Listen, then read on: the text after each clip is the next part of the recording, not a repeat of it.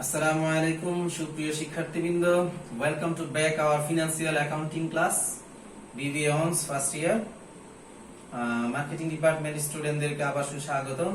মাহে রমজানের শেষ পর্যায়ে এসে আমরা আবার ক্লাসে আসলাম, কারণ সবসময় ক্লাস দেওয়া সম্ভব হচ্ছে না। আপনারা জানেন আমি অনার্সের 7টা ম্যাথ সাবজেক্ট পড়াচ্ছি, বর্তমানে রানিং বেচ আছে। দেন আপনাদের ইন্টারমিডিয়েটের অ্যাকাউন্টিং, ফিনান্স এবং আইসিটি ক্লাসও নিয়ে থাকি। প্লাস 10টা কোর্স আমি করাচ্ছি। এখন এই 10টা কোর্স যদি পরপর ক্লাস দিই, 10টা ক্লাস বুঝে নিয়ে আপনাদের ক্লাসটা ঘুরে ফিরে আমার 9টা ক্লাস করে চলে আসে। তো যাই হোক, আমরা চেষ্টা করবো যথাবিধ ক্লাসটা ঠিক মতো কন্টিনিউ করার জন্য, এবং আপনারাও চেষ্টা করবেন ক্লাসগুলো কন্টিনিউ করার জন্য। এবং যে ম্যাথগুলো আজকে করাবো সেটা হচ্ছে আপনাদের বিগত দুটো অঙ্ক করিয়েছিলাম বিগত ক্লাসে। আজকে আরো দুটো ম্যাথ করাবো আজকের ক্লাসে। দুটো ম্যাথ হচ্ছে প্রবলেম, যে দুইটা প্রবলেম করেছি তারপরে দুইটা করাবো না, মাঝখানে একটু গ্যাপ থাকবে। এর মূল কারণটা হচ্ছে যে মাঝখানে 14 নাম্বার ম্যাথটা একটু সমস্যা আছে। সমস্যা হলো ওখানে একটু বেশি কিছু চেয়েছে যেগুলো আপনাদের করানো হয় না এখনো, ক্লোজিং এন্ট্রি এবং রিভার্সিং এন্ট্রি। ক্লোজিং এন্ট্রি একটা ক্লাস নিতে হবে, এর কারণ হচ্ছে ক্লোজিং এন্ট্রি একটু বোঝার বিষয় আছে, সমাপনী দাখিলা, এবং রিভার্সিং এন্ট্রি বিপরীত দাখিলা কিছু নোটস আছে, সেই নোটস গুলো আমি ক্লাসে দিয়ে দেবো। তো সুতরাং চলুন আজকের ক্লাসটা আমরা করি, অ্যাকাউন্টিং ক্লাসটা। ওকে, তো আসুন, আপনাদের গত ক্লাসে দুইটা ম্যাথ করিয়েছিলাম, সেটা ছিল প্রবলেম 11 এবং প্রবলেম 12। প্রবলেম 11 এবং 12 একটু প্রবলেম হয়েছিল। ইমু ফোন দিয়েছিলেন, যে বলেছেন একটু ক্যালকুলেশনে প্রবলেম হয়েছে। আসলে হয়েছে কি, কারেকশন ছিল হয়তো, বা এই জন্য এখানে একটু ভুল ত্রুটি আছে। তো অঙ্কে এই প্রিন্ট আউটে যেটা আছে আমরা সেটা করলে দেখা যায় যে আপনার সঠিকটা বের হয়ে আসবে। অর্থাৎ আপনি বলেছিলেন প্রবলেম 11 একটু কারেকশন আছে, অর্থাৎ গত ক্লাসে ক্যালকুলেশন, আমি গত ক্লাসে কিন্তু ক্যালকুলেটর নেইনি, হয়তো আপনারা দেখেছেন, এই জন্য সমস্যা হয়েছে। অর্থাৎ প্রবলেম 11 এর আপনাদের 2 নাম্বার সমনের কথা বলেছিলেন। The notes payable is a 6 month 10% note issue 1 জানুয়ারি 1, 2013। এই অঙ্কটা ছিল, আপনাকে করতে বলেছিল prepare the adjusting entries for the month of January, শুধুমাত্র এক মাসে হিসাব করতে। তাহলে আমাদের এক মাসের সুদ দেখাতে হবে এই জায়গায়। কেন? দ্য নোটস পেয়েবল অর্থাৎ প্রদেয় বিল ইজ এ 6 মান্থ 10%, অর্থাৎ 10% সুদ। নোট ইস্যু 1 জানুয়ারি 1 করা হয়েছিল। তাহলে নোটস পেয়েবল আছে কত? 40,000। এর উপরে এটা 6 মান্থ নোট না 8 মান্থ নোট না 60 বছরের নোট পেয়েবল, এটা আমাদের বিষয় না, মেয়াদ কোনো বিষয় না। বিষয় হচ্ছে আমাদের কতদিন এই হিসাবটা, এই হিসাবে ততদিনের সুদ বের করতে হবে আমাদের। তো সুতরাং দেখেন এখানে আছে 10%, এটা সারা বছরের সুদ। 40,000 উপরে যদি আমরা 10% ধরে বের হয় 4,000, যদি 12 দিয়ে ভাগ করি তাহলে বের হবে 333 টাকা। তখন সমন্বয় যাবে একটু কারেকশন হবে। আমি গত ক্লাসে হয়তো আপনাদের ছবিও দিয়েছিলাম, এই যে কারেকশনটা করে নিন, intersection debit, interest payable, credit. এবার প্রবলেম 12এও একই সমস্যা হয়েছিল, ক্যালকুলেশনের একটা সমস্যা ছিল। আর আমি গত ক্লাসে ক্যালকুলেটর নিইনি, এই জন্য একটু প্রবলেম হয়েছে। আজকে অবশ্য ক্যালকুলেটর নিয়েই বসেছি, ভয় পাবেন না। তো আসেন 12 নম্বরে প্রবলেম 3 নাম্বার এন্ট্রিতে নাকি একটু প্রবলেম হয়েছিল, তাই না? ক্যালকুলেশন একটু প্রবলেম হয়েছে। 3 নাম্বার এন্ট্রিতে কি বলেছে? A count of supplies, a count একটি হিসাবে দেখা গেল supplies on December 31, 2012 indicate that supplies of টাকা 800 are not hand, হাতে আর অন হ্যান্ড, হাতে আছে 800 টাকার সাপ্লাইজ। উপরে দেখেন সাপ্লাইজ এক্সপেন্স নামে ছিল। আমরা বলেছিলাম উপরে যদি খরচ দেওয়া থাকে আর নিচে যদি সম্পদ নামে দেওয়া থাকে, তাহলে সম্পদের দ্বারা ডেবিট করে আর এক্সপেন্সটাকে ক্রেডিট করতে হবে, করে হিসাব দেখাতে হবে, তাই না? নোটে দেওয়া ছিল, সাপ্লাইজের নোট ছিল আপনাদের 4টা, মোট 6টা নোট আছে। 2টা নোট আপনাদের দেই না, কারণ 2টা নোট আপনাদের ম্যাক্সিমাম ক্ষেত্রে আসে না, অ্যাকাউন্টিং ডিপার্টমেন্টে আপনার অন্য ইয়ার এসে থাকে। তো এই জন্য আপনার এদিকে একটু মনোযোগ দেন, ওই 4টা নোটসের মধ্যে আপনি পেয়ে যাবেন। এখানে খেয়াল করেন, এই 800 টাকা হাতে আছে, 800 টাকা দ্বারা জাবেদা করতে হবে।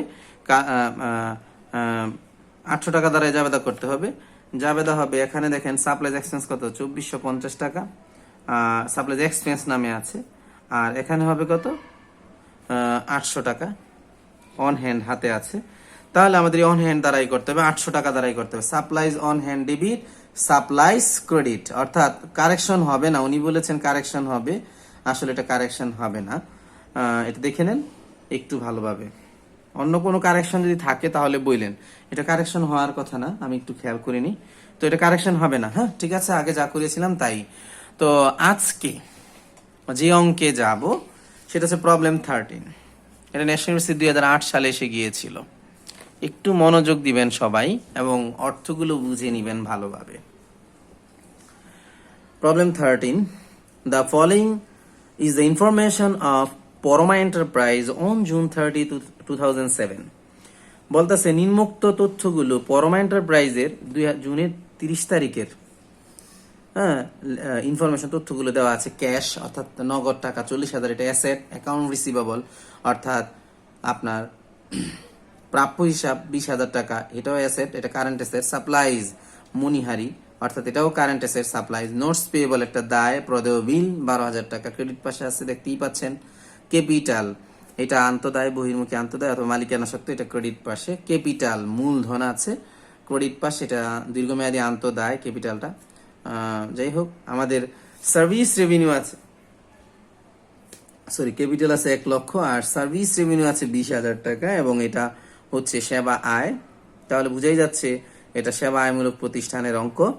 তারপর ট্রাভেলিং এক্সপেন্স অর্থাৎ ভ্রমণ খরচ আছে 3,000 টাকা, এটা ডেবিট, এবং এটা ব্যয়। স্যালারিজ এক্সপেন্স লেখাই আছে, এক্সপেন্স অর্থ আমরা জানি কি ব্যয়। স্যালারিজ এক্সপেন্স কত আছে? 15,000 টাকা আছে। রেন্ট এক্সপেন্স আছে কত? 4,000 টাকা ভাড়া ব্যয় আছে। তারপরে অ্যাডভার্টাইজিং এক্সপেন্স বিজ্ঞাপন খরচ আছে কত? 6,000 টাকা। অ্যাডজাস্টমেন্ট নিচে অ্যাডজাস্টমেন্ট দেওয়া আছে। আচ্ছা আমাদের কি করতে বলেছে? এই পেজে নাই, অন্য পেজে চলে যাই। পিছনের পেজে লেখা আছে কি দেখেন, এই জায়গায় দেওয়া আছে আপনার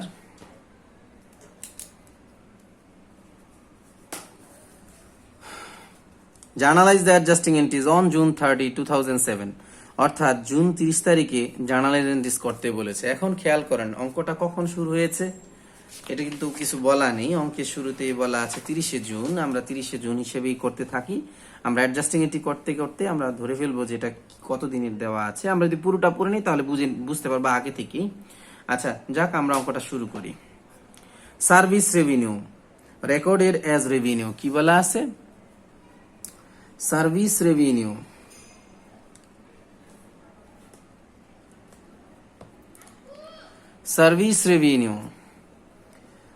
রেকর্ডেড অ্যাজ রেভিনিউ অর্থাৎ সার্ভিস রেভিনিউকে রেভিনিউ হিসেবে লিপিবদ্ধ করা হয়েছে, বাট টাকা কত? 12,000 ইজ আনআর্নেড অন জুন 30।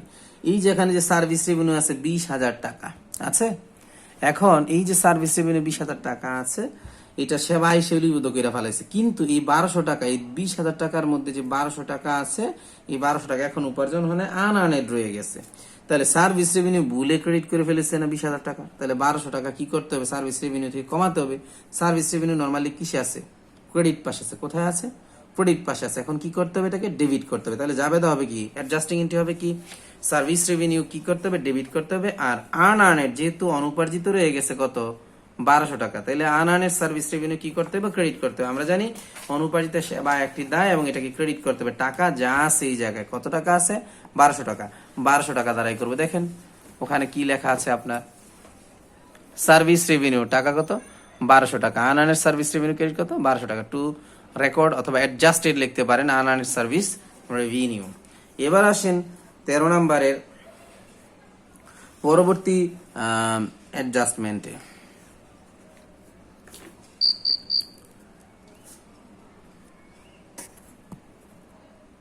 পরবর্তী অ্যাডজাস্টমেন্টে কি বলতেছে? স্যালারিজ এক্সপেন্স টোটাল টাকা 1000 is payable but not paid. Salaries payable কি করা হয়েছে? টোটাল টাকা 1000 টাকা is payable but not paid. আমরা জানি বাট নট পেইড লেখা থাকলে পেয়েবল লেখা, পেয়েবল অর্থ কি? প্রদেয়। স্যালারিজ এক্সপেন্স স্যালারিজ খরচ টোটাল টাকা 1000, টোটাল 1000 টাকা পেয়েবল প্রদেয় রয়েছে, বাট নট পেইড এখনো পরিশোধ করা হয়নি। তার মানে কি? বকেয়া পড়ে গেছে। তো আমরা নরমালি জানি বকেয়া পড়ে গেলে জাবেদা হয় কি? 2 নাম্বার সমন্বয় যেটা বলতেছিলাম। তো আপনার 2 নাম্বার সমন্বয়ের মধ্যে স্যালারিজ এক্সপেন্স আমরা জানি ডেবিট, স্যালারিজ পেয়েবল ক্রেডিট হবে। আমরা জানি যে কোনো বকেয়ার খরচের ওইটা কি হয়? ওইটার এক্সপেন্স ডেবিট হয়, ওইটার পেয়েবল ক্রেডিট হয়। তাহলে salaries expense debit, salaries payable credit. টাকা 1000 টাকায় হবে। এখানে কোনো টাকার কোনো ঝামেলা নেই অঙ্কে, কারণ সরাসরি টাকা উল্লেখ দেওয়া আছে। Rent paid in advance amounting টাকা 2000 বলতেছে। 3 নাম্বার সমন্বয়ে আমরা চলে গেলাম। রেন্ট পেইড ভাড়া পরিশোধ করেছে ইন অ্যাডভান্স অগ্রিম অ্যামাউন্টিং টু টাকা কত 2000 2000 টাকা রেন্ট অর্থাৎ ভাড়া কি করা হয়েছে অগ্রিম প্রদান করা হয়েছে। উপরে দেখেন রেন্ট এক্সপেন্স নামে তারা 4000 লিখে ফেলেছে, তাহলে এটা কি একটা ভুল হয়েছে? পুরোটা এক্সপেন্স হয় নাই, এর মধ্যে আপনার 2000 টাকা কি আছে অ্যাডভান্স দেওয়া আছে, তাহলে এটা খরচ হিসেবে লিপিবদ্ধ করার কারণে এটাকে কি করতে হবে রেন্ট এক্সপেন্স কমাতে হবে। এই জন্য রেন্ট এক্সপেন্স কি করতে হবে ক্রেডিট করতে হবে, ডেবিট করতে হবে কি প্রিপেড রেন্ট। তাহলে যাবে তবে কি প্রিপেড রেন্ট ডেবিট 2000 টাকা, রেন্ট এক্সপেন্স কি হবে ক্রেডিট হবে কত 2000 টাকা। বুঝতে পেরেছেন? তাহলে আমরা কি করলাম প্রিপেড রেন্টকে বাড়িয়ে দিলাম। এবার আসেন আমাদের পরবর্তী অ্যাডজাস্টিং এন্ট্রিতে। পরবর্তী অ্যাডজাস্টিং এন্ট্রিতে কি বলেছে সাপ্লাইজ অ্যামাউন্টিং অর্থাৎ 4 নাম্বার সাপ্লাইজ অ্যামাউন্টিং টু টাকা 4000 হ্যাভ বিন ইউজ বলতেছে সাপ্লাইজ অ্যামাউন্টিং টু টাকা কত 4000 টাকার সাপ্লাইজ মনিহারি কি করেছে ইউজ হয়েছে। উপরে দেখেন শুধু সাপ্লাইজ দেওয়া আছে কত 7000 টাকা, সাপ্লাইজ 7000 টাকা। এখন খেয়াল করেন সাপ্লাইজ অর্থ সম্পদ, নিচে বলতেছে 4000 টাকা ইউজ হয়েছে, তাহলে উপরে সাপ্লাইজ কি এখনো 7000 টাকা থাকবে না। তো আমার দ্বিতীয় রুলস মোতাবেক ওখানে সাপ্লাইজের দ্বিতীয় রুলস মোতাবেক আপনাদের যে রুলস গুলো দিয়েছিলাম ওখানে বলা আছে যে সাপ্লাইজ উপরে সম্পদ থাকলে নিচে যদি আপনার কি থাকে ব্যয় রূপে থাকে তাহলে ব্যয়ের টাকা দ্বারা যাবে দেওয়া হবে, উপরে সাপ্লাইজটাকে কমাতে হবে। তাহলে সাপ্লাইজ এক্সপেন্স ডেবিট হবে 4000 টাকা, আর সাপ্লাইজ কি করতে হবে ক্রেডিট করতে হবে 4000 টাকা দ্বারা, অর্থাৎ কমাতে হবে। সাপ্লাইজ এক্সপেন্স কে সরি সাপ্লাইজ এটা অ্যাসেট আছে এটাকে কমাতে হবে, সাপ্লাইজ কে কি করব ক্রেডিট করব। তাহলে যাবেদা কি হবে অ্যাডজাস্টিং এটি কি হবে সমান যাবেদা supplies expense debit supplies credit 4000 টাকা দ্বারা করব আমরা। এবার আসেন interest account on notes payable. Notes পেয়েবলের উপরে গণনা করা হয়েছে কি ইন্টারেস্ট কত 500 টাকা। তাহলে নোটস পেয়েবল মানে কি প্রদবিল, আর প্রদবিলের যে সুদ আসে সেই সুদটা তো আমরা তাৎক্ষণিকভাবে দেই না, এটা দেই নির্দিষ্ট সময়ের পরে নির্দিষ্ট মেয়াদের পরে। অর্থাৎ সুদটা আমরা নর্মালি প্রতি মাসে মাসে সুদ পরিশোধ করি না বিদায় এটা কি হয়ে যায় আপনার বকেয়া পড়ে যায়। তাহলে নর্মালি আমরা কি করি কোনো কিছু বকেয়া হলে তার যাবে কি করি ওইটার এক্সপেন্স ডেবিট করি, তাহলে ইন্টারেস্ট এক্সপেন্স ডেবিট হবে আর ইন্টারেস্ট পেয়েবল ক্রেডিট হবে। টাকা যা আছে তাই 500 টাকা উল্লেখ করে দিয়েছে, এখানে কোনো পার্সেন্টেজ দেওয়া নাই, তো সুতরাং যা আছে তাই হবে সেই টাকাই হবে interest expense debit interest payable credit. যেমন ওই যে কিছুক্ষণ আগে করেছিলেন salary expense debit salary payable credit, বললাম না কোনো বকেয়ার যাবেদাই হবে এরকম। এবার আমরা পরবর্তী সমন্বয় যাবেদায় যাচ্ছি অ্যাডজাস্টিং এন্ট্রিতে যাচ্ছি 6 নাম্বার অ্যাডভার্টাইজিং এক্সপেন্স। কি বলা আছে advertising expense deferred for the next period accounting to টাকা কত 3000। ডেফার্ড অর্থ বিলম্বিত, অ্যাডভার্টাইজিং এক্সপেন্স কি বিজ্ঞাপন ব্যয়, ডেফার্ড বিলম্বিত বিজ্ঞাপন ব্যয় ফর দ্য নেক্সট পিরিয়ড পরবর্তী হিসাবকালের জন্য অ্যামাউন্টিং টাকা কত 3000 টাকা। তাহলে এখন খেয়াল করেন 3000 টাকা যদি আপনার পরবর্তী হিসাবকালের জন্য দেওয়া থাকে তাহলে এটা অগ্রিম, ডেফার্ড মানে বিলম্বিত, বিলম্বে বিজ্ঞাপন দিতে পারবেন। আমরা নর্মালি অগ্রিম ব্যবহার করি সকল কিছু আগে প্রদান করলে, কোনো খরচ অগ্রিম প্রদান করলে সেক্ষেত্রে অগ্রিম বেতন বলি, অগ্রিম বীমা বলি, অর্থাৎ prepaid insurance, prepaid rent, prepaid salaries, prepaid যাই থাকুক ওয়েজেস। তো এরকম আমরা নর্মালি বিজ্ঞাপনের ক্ষেত্রে সেই প্রিপেড ইউজ করতে পারি না, সেটা করতে হয় কি বিজ্ঞাপনের ক্ষেত্রে আমরা ইউজ করব যে ডেফার্ড বিলম্বিত বিজ্ঞাপন। আমরা এটা 9-10 থেকে করে আসছি, ইন্টারমিডিয়েটেও করে আসছি। তাহলে আমরা খুঁজি অ্যাডভার্টাইজিং এক্সপেন্স দেওয়া আছে কত 6000 টাকা, কি করা আছে 6000 টাকা খরচ দেওয়া আছে এই জায়গায়, তো পুরাটা খরচ হয় নাই, 3000 টাকা অগ্রিম রয়ে গেছে। তাহলে অ্যাডভার্টাইজিং এক্সপেন্সকে কি করতে হবে আমাদের অ্যাডভার্টাইজিং এক্সপেন্সকে কমাতে হবে। তাহলে এটা ডেবিট পাশে আছে খরচটা, এখন আমাদের অ্যাডভার্টাইজিং এক্সপেন্স ক্রেডিট করে দিতে হবে কত টাকা দ্বারা যে 3000 টাকার অ্যাডভার্টাইজিং এক্সপেন্স কি রয়েছে ডেফার্ড রয়েছে, কি রয়েছে ডেফার্ড রয়েছে বিলম্বিত রয়েছে। তাহলে ডেফার্ড অ্যাডভার্টাইজিং ডেবিট আর অ্যাডভার্টাইজিং এক্সপেন্স ক্রেডিট, ওখানে অ্যাডভার্টাইজিং এক্সপেন্সটা কি করতে হবে আমাদের ক্রেডিট করতে হবে। তাহলে দেখেন ডেফার্ড অ্যাডভার্টাইজিং ডেবিট 3000 টাকা এবং কি হবে অ্যাডভার্টাইজিং এক্সপেন্স কত 3000 টাকা। এবার আসেন পরবর্তী এন্ট্রিতে সার্ভিস প্রোভাইড টু কাস্টমার, দুইজন কাস্টমারকে ফর টোটাল টাকা 8000 সার্ভিস প্রোভাইড সেবা প্রদান করা হয়েছে টু কাস্টমার্স দুইজন কাস্টমারকে ফর টোটাল টাকা 8000 8000 টাকা, হ্যাঁ বাট নট বিল, এখনো বিল পাওয়া যায়নি। এখন খেয়াল করেন আপনার কোনো এন্ট্রি যদি এরকম বাদ পড়ে যায়, নর্মালি আমরা জানি যে বাদ পড়ে গেলে কি হয় সেটা যে স্বাভাবিক এন্ট্রি হওয়ার কথা ছিল সেটাই হবে।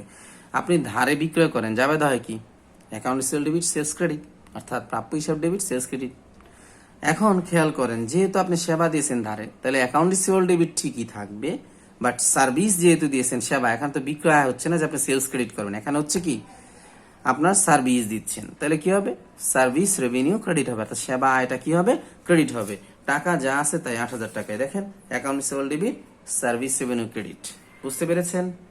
তো আজকের এই ভিডিওটা মোটামুটি 15 মিনিটের মতো হয়ে গেছে। অন্য একটা ম্যাথ বুঝাতে গেলে আরো মিনিমাম 10 মিনিটের মতো লাগবে, বাট বড় ভিডিও হয়ে গেলে এটা আপলোড হতে সময় নেয়। আপনারা পরবর্তী ক্লাসে আমি আপনাদের করাবো। এখন খেয়াল করেন 14 নাম্বারটা কেন করাবো না, আমি বলেছিলাম যে জার্নালাইজ দ্য অ্যাডজাস্টিং এন্ট্রি বলা আছে, এটা ন্যাশনাল ইউনিভার্সিটিতে 2007 সালে আসছিল। অনেক বড় ম্যাথের 20 নাম্বারের ম্যাথ ছিল ওই সময়কার, 7 সালে ওই সময় জার্নালাইজ দ্য অ্যাডজাস্টিং এন্ট্রি সমানুযায়িতা করতে বলছে। গিভ দ্য ক্লোজিং এন্ট্রি সমাপনী দাখিলা বলছে। আপনার দুই ধরনের সমাপনী দাখিলা আছে, একটা হচ্ছে নিট লস হলে, একটা হচ্ছে নিট প্রফিট হলে, দুই ধরনের আপনার ক্লোজিং এন্ট্রি বের হবে। রিভার্সিং এন্ট্রি আছে, অর্থাৎ বিপরীত দাখিল আছে। কিছু নোটস আছে, যে নোটসগুলো আপনাদের এখনো দেওয়া হয় নাই, আমি দিয়ে দেবো কোচিংয়ে। তাহলে এই ম্যাথটা আপনার পরবর্তী ম্যাথটা আমরা কি করব, 15 নাম্বার ম্যাথটা পরবর্তীতে আপনাদের পরবর্তী ক্লাসে দেখাবো। তো এই জিনিসটা মাথায় রাখবেন। আর 16 নাম্বার যে ম্যাথটা SW থাকবে 16 নাম্বার আপনাদের, 16 নাম্বারটা প্রবলেম 10 এবং 11 এর মতো। আপনারা যদি পারেন করে নিয়েন, আপনাদের কাছে শীট আছে, সেই শীট থেকে করে নিয়েন। তো আজকে এই পর্যন্তই থাকুক। তো সবাই ভালো থাকবেন, সুস্থ থাকবেন। অঙ্ক যদি না বুঝেন কমেন্ট করবেন অথবা মেসেঞ্জারে জানাবেন। কোনো ভুল ত্রুটি থাকলে সেটাও জানিয়ে দেবেন, আমি সেটা সমাধান করে দেব পরবর্তী ক্লাসে। তো সবাই ভালো থাকবেন, সুস্থ থাকবেন এবং আগের ম্যাথগুলো বারবার প্র্যাকটিস করবেন। তো আল্লাহ হাফিজ, আসসালামু আলাইকুম।